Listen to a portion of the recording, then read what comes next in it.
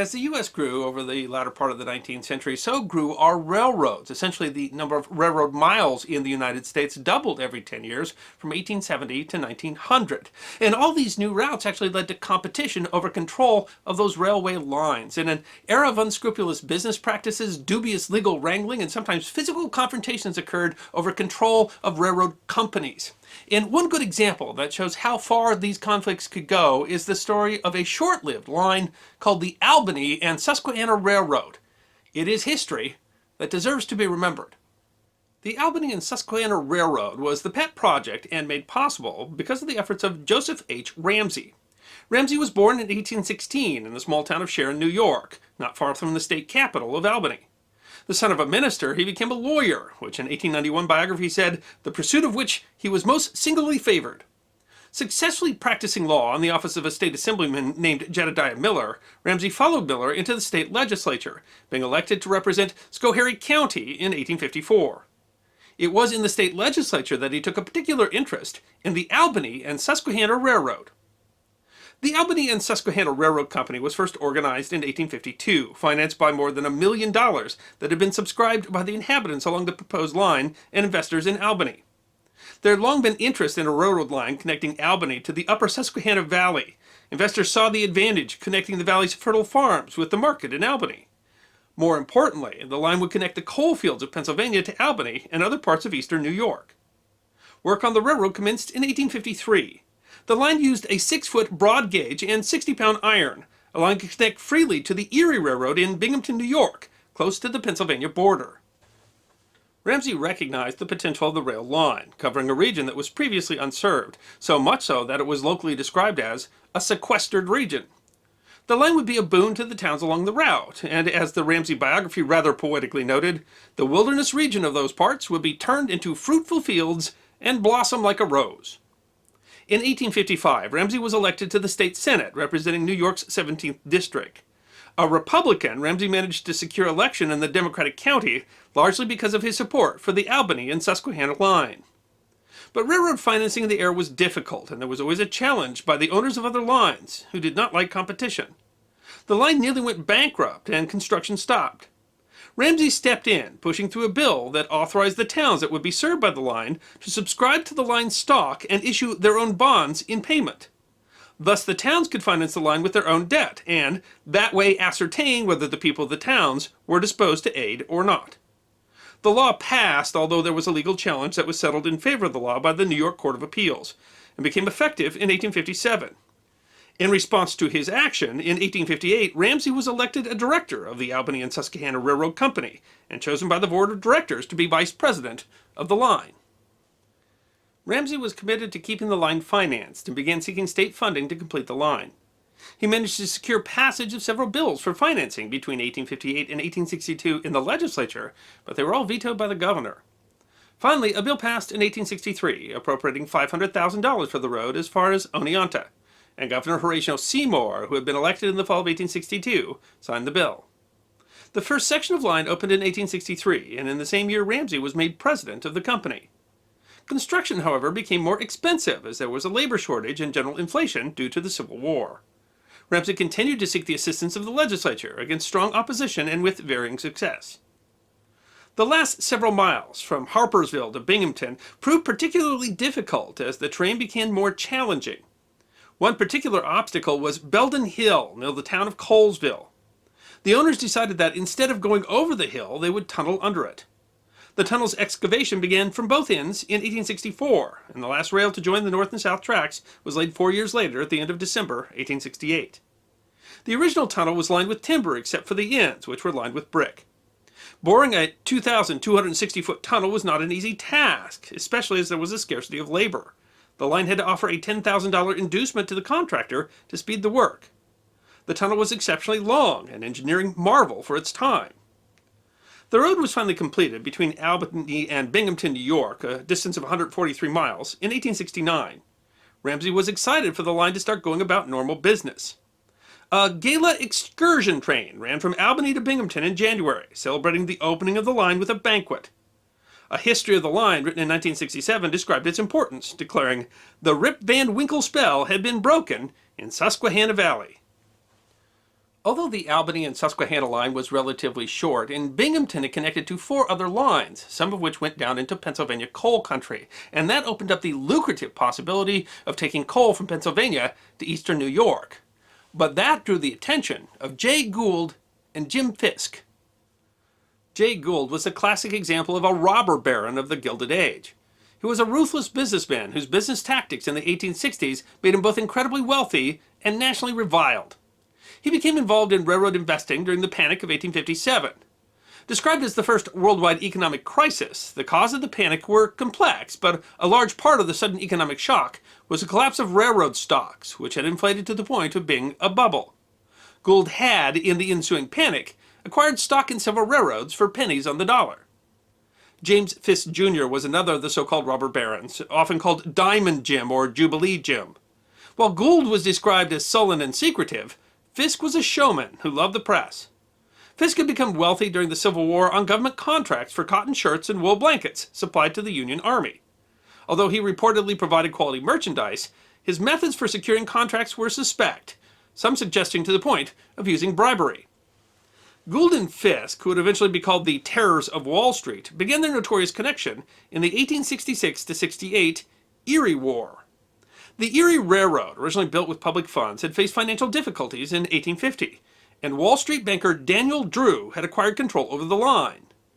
Drew then grew rich manipulating Erie stock shares. In 1866, railroad magnate Cornelius Vanderbilt sought to take control of the railroad by silently scooping up stock. The Erie War referred to a scheme by Drew, backed by board members Gould and Fisk, to undercut Vanderbilt by issuing dubious shares, watering down the railroad's stock.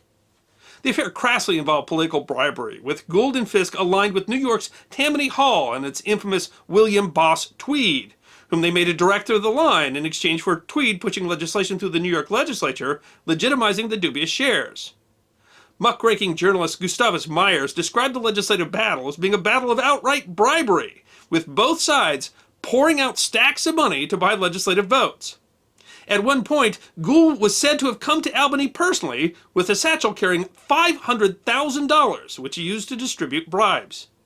In the end, Drew, Gould, and Fisk kept control, but paid Vanderbilt back for the worthless shares with which they had bilked him. The Erie line was one of the lines to which the Albany and Susquehanna connected, and having taken control of the Erie, Gould and Fisk now set their sights on the A&S line. They started acquiring shares in the company. Ramsey responded by issuing thousands of shares that were on the company's books to his supporters. Afraid that Gould and Fisk would try to claim the company by force, Ramsey buried the company's books in secret in the Albany Cemetery. As a response, Gould and Fisk tried to oust Ramsey by going to a judge they controlled on the New York Supreme Court, getting him to issue a restraining order. Fisk went to a friendly Albany judge seeking his own restraining order. The legal fight, which was essentially corrupt judges issuing orders in their own financial interests, disgusted the editors of the journal Scientific American, who described in an article published in 1869 that it only seems necessary to trump up a series of charges, with or without basis, to obtain an injunction, and the appointment of a receiver who forthwith takes possession of and ousts the holders of the coveted property. Conflicting orders went up and down telegraph lines to the stations, with both sides claiming authority over the line by court order. As the dubious legal struggle continued, the tactics became more aggressive. Gould and Fisk conspired to have Ramsey and other board members falsely arrested. They showed up with a group of thugs to the company offices, only to be arrested themselves by a policeman who turned out to be a railroad employee in disguise. Once released from jail, Fisk, armed with a restraining order signed by the judge he had in his pocket, sought to forcibly take control of the line. Railroad men of the Erie Railroad loyal to Fisk and Gould took off from Binghamton with a locomotive, intent on taking control of the line, station by station. Railroad Superintendent J.W. Van Walkenburg sent lines to the stations, telling them to gather all available men and defend their stations. A group of Fisk men, including some county deputies, were surrounded and taken prisoner by A&S men. In Albany, 400 railroad A&S men took off in their own locomotive, intent on stopping the Erie train. This set up the August 10th, 1869, Battle of Belden Hill. The two trains met on a long curve just outside the Belden Hill Tunnel. The impact pushed the Albany train off the tracks and onto its side. And with that crash, the battle began. Armed with all manner of weapons, fighting with fists, tools, axe handles, and revolvers, men from both trains piled off, and a full-scale Donnybrook took place as both sides fought to gain the upper hand. At first, the Albany men, although outnumbered, managed to push back Fisk's men, who retreated into the tunnel. The A&S men managed to re-rail their train and push through the tunnel. Another melee exploded at the south end. The fight continued, mostly inside the tunnel, with the two sides pushing back and forth, for 3 days before troops of the 44th New York Militia, called in by county officials, arrived and restored order. New York Governor John T. Hoffman placed the railroad temporarily under the control of the state. Despite all the fighting and many injuries, including gunshot wounds, no one seems to have died in the 3-day-long brawl. Ramsey sought the help of another financier, John Pierpont Morgan, who had been made a trustee. In September, at the company's annual meeting, Morgan rallied the Ramsey stockholders and was elected vice president and director of the line. Gould and Fisk declared the voting invalid and elected their own men in a different set of elections. The case was finally settled in the New York Supreme Court, which ruled in favor of Ramsey. Ramsey and Morgan then signed a 90-year lease of the line to the Delaware and Hudson Railroad, effectively ending the war for the line. In September of 1869, Gould and Fisk tried to corner the nation's gold market in a complex scheme to drive up the price of wheat in order to increase traffic on their railways. Their manipulations caused instability in the gold markets that resulted in a panic that was referred to as Black Friday that caused massive economic disruption in the United States. They then avoided any legal consequences for their actions with the help of Boss Tweed-aligned judges. In 1870, Gould and Fisk betrayed Daniel Drew, bankrupting him by manipulating Erie stocks. But Gould was then swindled by a confidence man from England who styled himself Lord Gordon Gordon, of more than $1 million in Erie stock. In the aftermath, Gould lost control of the Erie Railroad, and in an attempt to arrest Gordon, who had fled to Canada, nearly started a war. Gould continued his involvement with railroads in the West, becoming extraordinarily wealthy on dubious business practices. He died of tuberculosis in 1892. Jim Fisk was killed in 1872, shot by a former business associate in a scandal involving an extramarital affair. Joseph Ramsey continued to practice law and was involved in many businesses, including a stint as president of the Albany and New York Railroad. Ramsey played a significant role in a move to impeach Judge George Barnard, the judge who had aligned with Gould and Fisk in the fight for the Albany and Susquehanna. Barnard was removed from office by the New York State Senate and barred from ever again holding any office under the civil government in New York State. Joseph Ramsey passed away in 1894.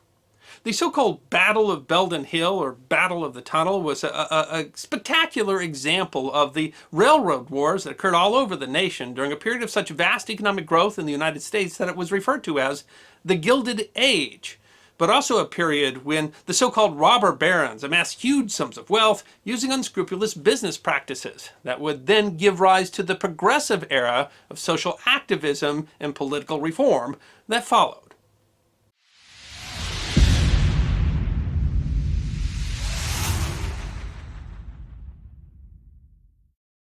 Between 1863 and 1869, 3 American railway companies completed a project to connect the existing East Coast railway network with railroads on the West Coast. The 1,912 miles of track, including 19 tunnels through granite mountains that were needed to complete the Transcontinental Railroad, was an amazing engineering feat for a country that already had more miles of railway than the rest of the world combined. And yet the completion of the Transcontinental Railroad was not the only amazing feat of American railroad engineering in history, because in 1886, railways in the South managed to convert the gauge on an estimated 11,500 miles of railway track in a period of just 36 hours. It is a little-known piece of American railroad history that deserves to be remembered.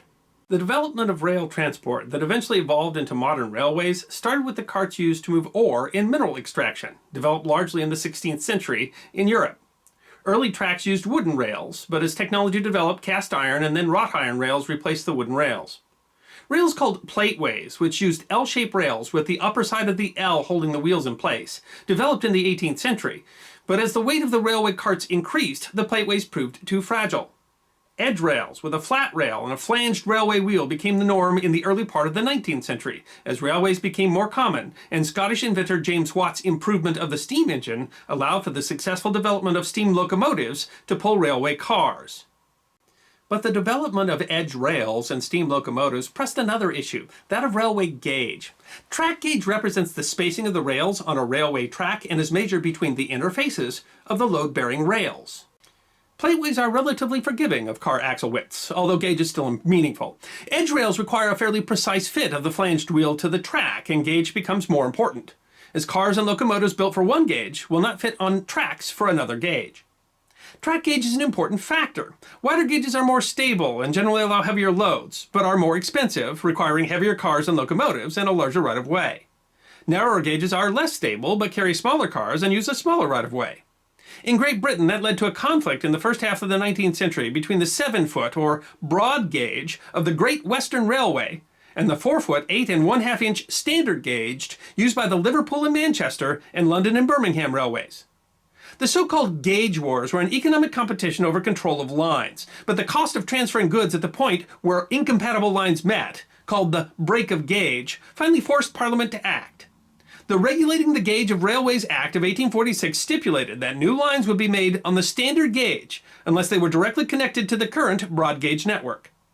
In many ways, the standard gauge is a reasonable compromise. In fact, research on ancient Roman roads suggests they used a very similar axle width on their wagons and chariots. While the demands of wagons and trains are somewhat different, they're both gauged on the size of human beings. A wagon with an axle width of 4 foot 8 1/2 inches comfortably fits 2 passengers side by side. A railway car built for a 4 foot 8 1/2 inch gauge comfortably fits 2 passengers on either side, separated by a central aisle. The United States started adopting rail in the 18th century, and by the mid-1820s had established common carriers like the Baltimore and Ohio Railroad. While there was relatively more rail development in the more industrialized North, railroads were also developed in the South, where the South Carolina Canal and Railroad Company became the first railroad to operate a locomotive to be built entirely within the United States for railway service. While railways in the United States started out using a number of different gauges, in general, railways in the North tended to use the standard gauge, whereas railways in the South developed on a 5-foot or broader rail that better fit cars that were built to carry cotton bales. At first, this wasn't a problem, as there was not a lot of rail commerce between the North and South, although the difference did play a role in delaying funding for the Transcontinental Railroad, as in 1860, representatives from the South were advocating for a more southerly route. The coming of the Civil War meant that the Southern representatives were no longer a concern, and Congress passed the Pacific Railroad Act in 1862 that not only guaranteed the central route for the Transcontinental Railroad, but stipulated that the entire route would be built on the standard gauge. The Union was able to leverage their larger rail network during the war, and the Union blockade contributed to a decline in Southern rail as they could not get new equipment and spare parts. But the difference in gauges did make it more difficult for the Union to move troops by rail in the South. After the war, during the period of Reconstruction, trade between the North and South grew substantially. The Southern railroad system was largely repaired and expanded, but the gauge difference started to become more of an obstacle. At first, cars had to be laboriously unloaded and reloaded at the point of break of gauge. Then an ingenious device called the Ramsey car apparatus was used to change the trucks under a car without having to reload the cargo. Still, the process was expensive and took time. In 1884 and 1885, 2 lines that operated in both the North and South, the Illinois Central and the Mobile in Ohio, switched to a standard gauge. This allowed them to be more efficient and put pressure on other Southern railways to compete. In February of 1886, operating officers of the South's railroads met in Atlanta and agreed to change the Southern gauge. Curiously, they did not adopt the standard 4 foot 8 1/2 inch gauge, but the slightly broader 4 foot 9 inch gauge used by the Pennsylvania Railroad, with which many of the Southern lines connected. While trains from the 2 gauges were largely compatible, it was short-sighted of the committee not to move to the 4 foot 8 1/2 inch gauge, that as the track gauge of the Transcontinental Railroad was clearly the gauge of the future. Still, the commission went with the 4 foot 9 inch Pennsylvania gauge. Understand the sheer magnitude of this process. Not only did they have to convert some 11,500 miles of rail, but also all the locomotives and rolling stock. And as trains would not be able to operate during the switch, it was important that the switchover occur as quickly as possible. The date for the switch was set between Monday, May 31st, and Tuesday, June 1st. That gave just 4 months to prepare for the massive undertaking. Only 1 rail had to be moved, so rails all along the way were marked for the new gauge using a 3-inch length of pipe. As many as 2 and 3 of the spikes on the inside of the rail were moved to the new gauge and partially hammered, ready for when the rail was to be moved. Where possible, axles on the rolling stock were modified ahead of time. Some engines were mounted with plate-shaped wheels. Turned out it fit the old gauge. On the day of the switch, the wheel would be reversed and fit the new gauge.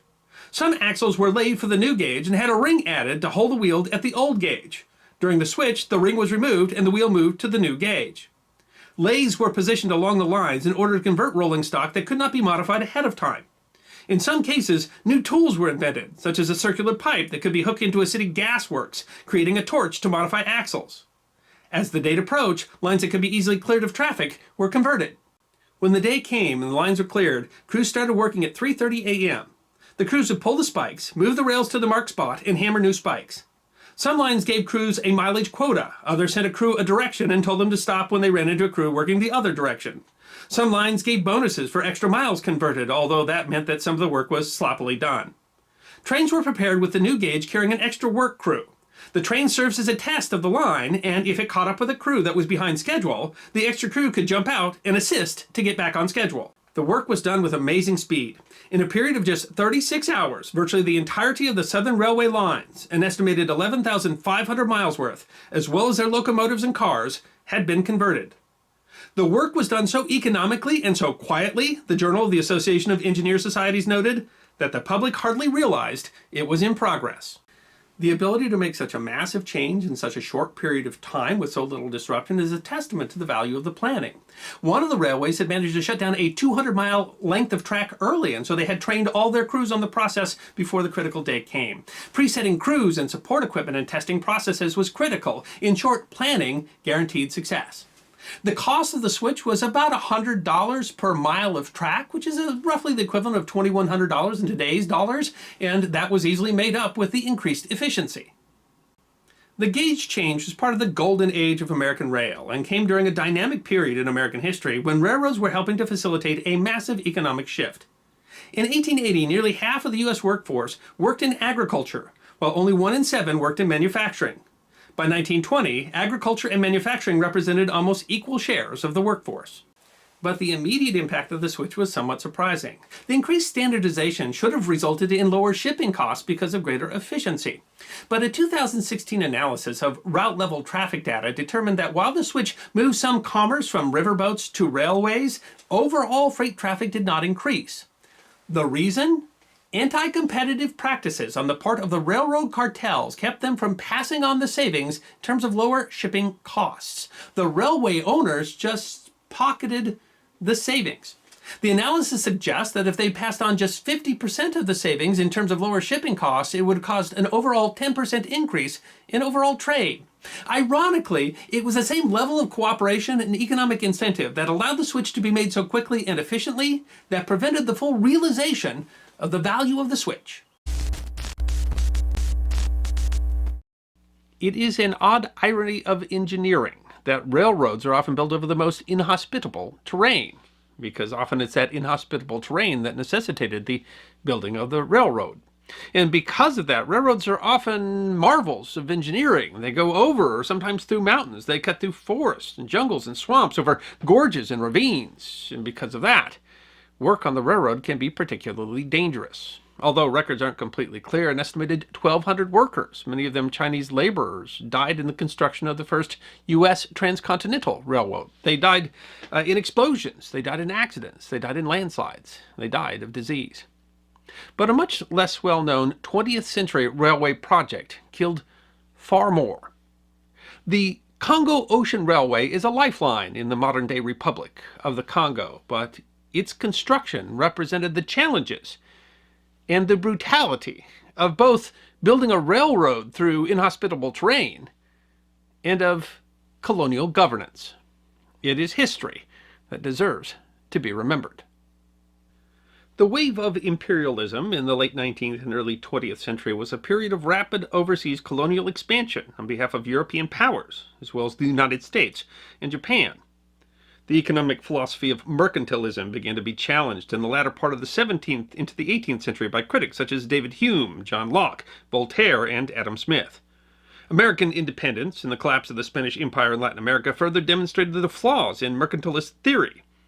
As an alternative, Smith outlined the basic concepts of what would become known as classical economics in the 1776 publication, The Wealth of Nations, The theory posited that market economies are self-regulating, and rather than tariffs and closed empires, the new focus was on free trade and investment of capital.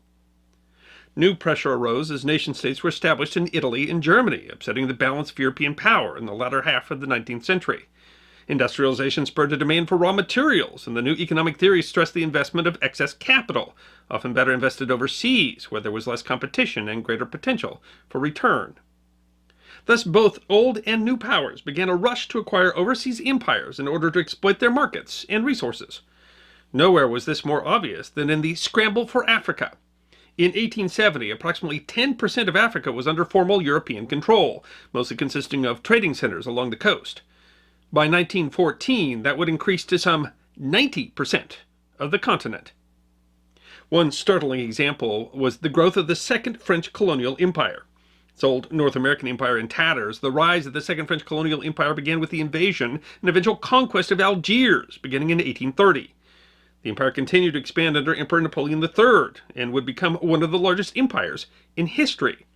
At its height, the Second French Colonial Empire represented more than 8.5% of the world's land mass, more than double that of the ancient Roman Empire. By the 1870s, the Second French Empire was growing in Central Africa, largely because of the charms of an Italian-born French citizen, Pierre Savernon de Brazza. Born in Rome in 1852, de Brazza was the son of an Italian nobleman. With an early interest in exploration, BBC News wrote in 2006, he ingeniously managed to join the French Navy, as the newly established Kingdom of Italy hadn't yet acquired any ships. Brazza would become, according to Harvard Magazine, the greatest French explorer of his time. Brazza's natural charm and unhurried manner always seemed to enable him to establish friendly relations, the magazine writes. After leading an expedition into the interior of Gabon, he was awarded with French citizenship and sent on another expedition to the Congo Basin, largely with the goal of limiting Belgian influence in the area. It was there, along the north bank of the Congo River, that he made an agreement with the king of the Teke people, placing their lands under French protection. The king apparently saw the arrangement as an opportunity for trade and to gain an upper hand over rivals. This protectorate would become the French Congo. He established a French outpost at the Teke settlement that would come to be called Brazzaville. Upon his return, Brazza was hailed as a hero in France, and in 1886 was named Governor-General of the French Congo. Brazza was in many ways unique among the Europeans of the new age of imperialism, as BBC News noted.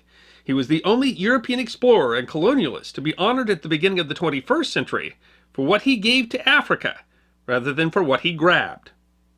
As governor, Harvard Magazine notes, he spent a dozen years establishing schools, clinics, and job training programs. He required that all European traders pay their African employees a fair wage.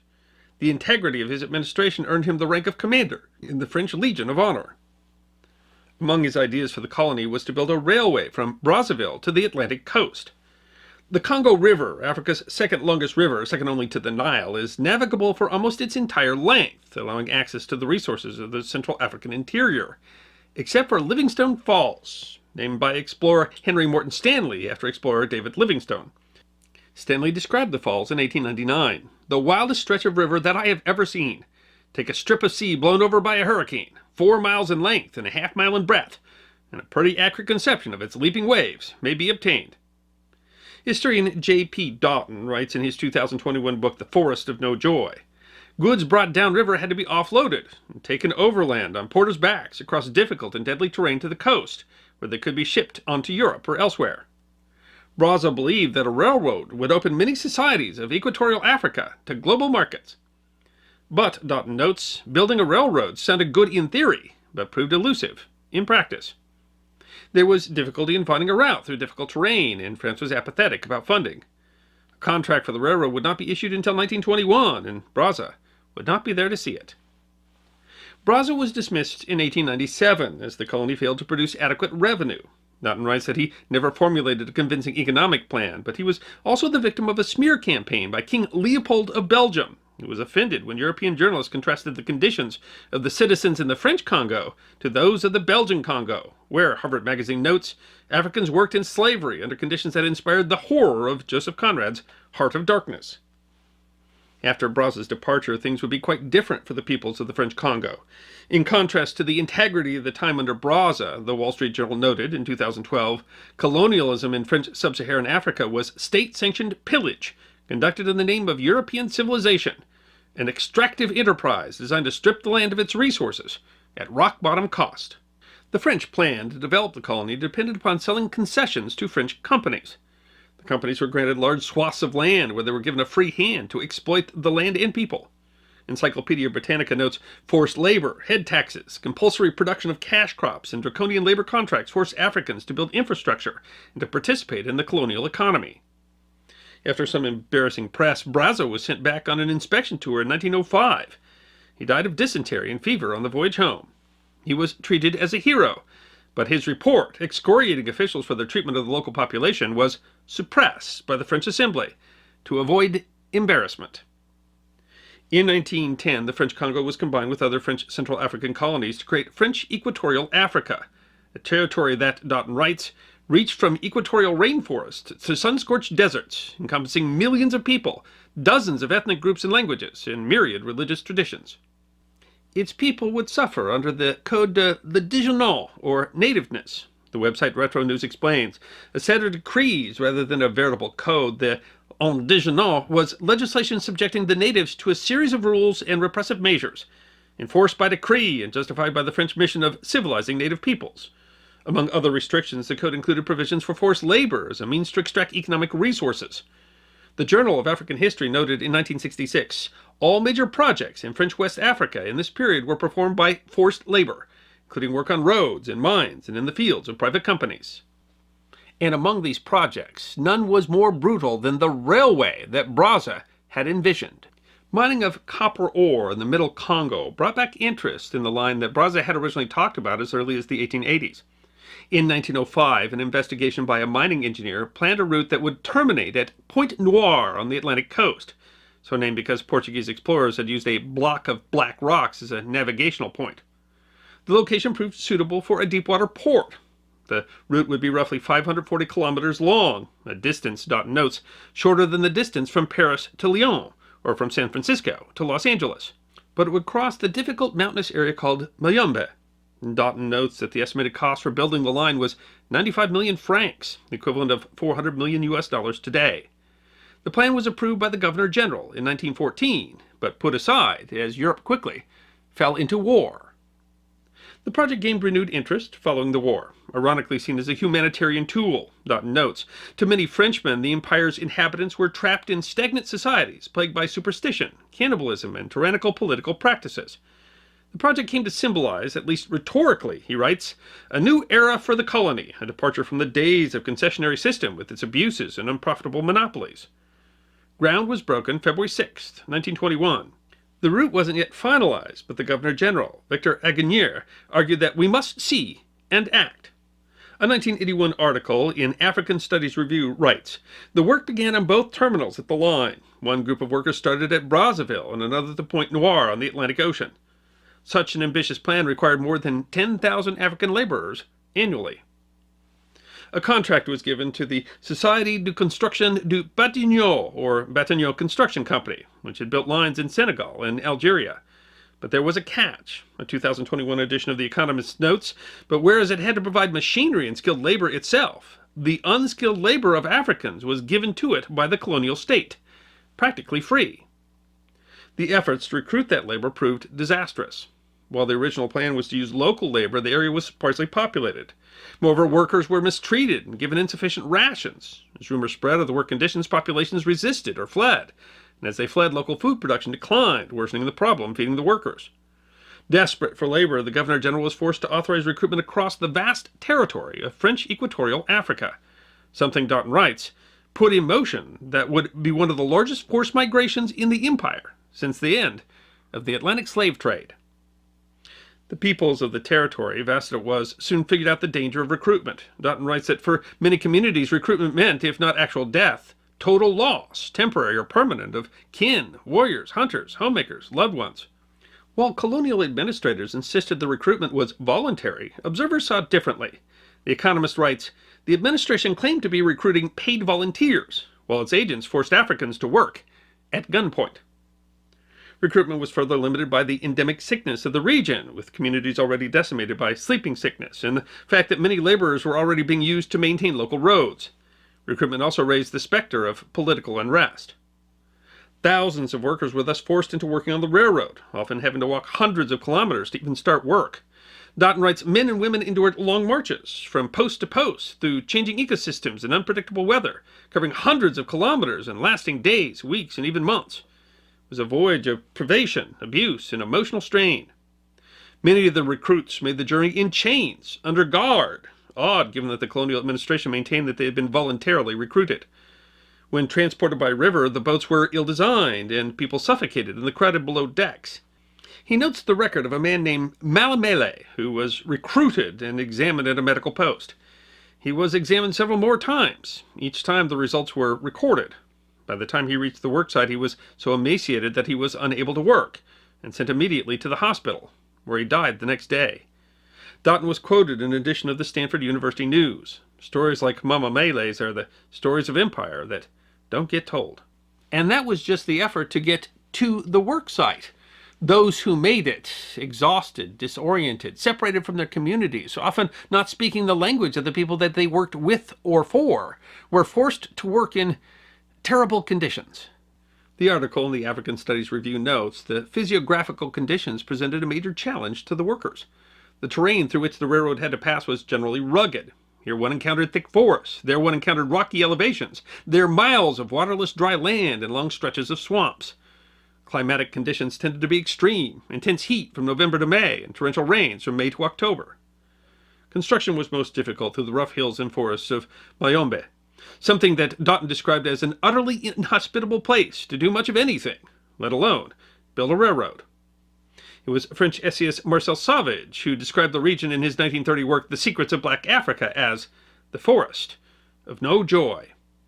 The region offered unique engineering challenges, as Doughton notes. It was where the engineering feat was at its most bravura. Unstable soil, precipices and chasms, waterways and erosion meant that the Betignolles had to construct hundreds of small bridges, massive viaducts, and a 1,700-meter-long tunnel under Mount Bemba, the longest in equatorial Africa.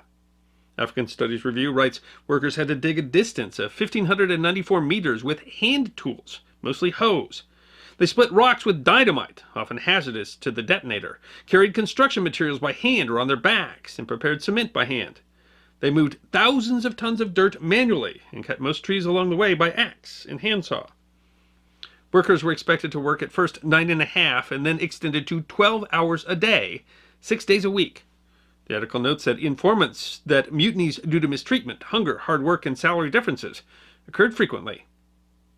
The land was so inhospitable, in fact, that the challenge to even bring food to the workforce was overwhelming, and work camps, despite colonial efforts to regulate them, were filled with filth and disease. Workers died of malaria, yellow fever, cholera, and of accidents. The Economist writes bluntly, it was cheaper to replace workers who died with new ones than to keep them healthy. In 1925, one doctor estimated nearly a quarter of new workers would not survive a year. African Studies Review summarizes the effects of the railroad on the Sera people of Chad. The evidence reviewed suggests the project caused tremendous demographic setback for the Sera of Chad. Some 20,000 healthy men were taken from the prefecture alone between 1924 and 1934. Adding to the registered deaths, the unreported ones, the frequent escapes, and the Sera who stayed at the Congo at the end of their contracts, the number of recruits who never returned home was higher than 50%. It was one of the deadliest railroad projects in history. The Wall Street Journal writes, French archives indicated that it caused the deaths of up to 23,000 Africans. Unofficial estimates of labor mortality were higher, with as many as 60,000 dead. In little over a decade, Mr. Doughton writes, more men and women died on the Congo-Ocean than in 80 years building the pyramids of Giza. Eventually, the increasingly violent efforts to recruit workers for the railway led to native uprisings, including the 1928 to 1931 Congo-Wera uprising, which killed as many as 100,000. The Republic of Congo gained its independence from France in 1960 and has since faced several periods of political instability. The railroad was opened in 1934. The Economist notes that the railway was a masterpiece of engineering. For decades, it provided the only means of transporting goods within Congo. The wealth of Brazzaville, still so named, was built on it. The railway still operates today, although a 2007 BBC report said that it was in decrepit condition, and railway accidents are not uncommon. Perhaps most surprising is that the many abuses in the construction of the Congo-Ocean Railway were recorded by the French. In fact, colonial sources are the basis for much of Daughton's book.